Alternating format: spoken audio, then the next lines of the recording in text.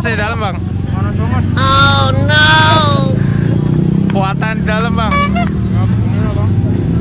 Kuat nggak kuat? Wow. Emang ada kerjaannya. Kuatnya berapa jam biasanya kalau nggak dibuka-buka? Oh ya kalau paling misalkan dari jam 9 sampai jam 12 lah. Oh, 3 jam. 3 jam. Sambil istirahat. Oh, Istirahat sejam baru. sampai keringetan gitu dalam. Kayak sauna. Baju basah juga berarti ya? Kalau baju dalam basah udah pasti. Oh ya. Ini kan pakai 2 rangkap gitu. Bang. Ini nggak kelihatan. Iya.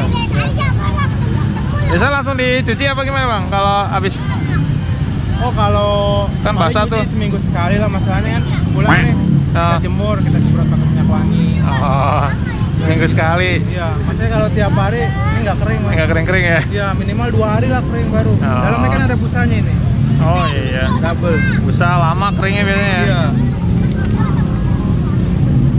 Coba. Kita video dikit lagi bang. Ayo sini bang. Wah bayangannya kelihatan. Keren bang. Ngadep sini bang. Ya nih badut Naruto nih teman-teman. Pernah ketemu sama Bang Imo dulu di Kampung Makassar nih sama Mbak Asnya dulu. Mbak Asnya lagi pakai badut LOL.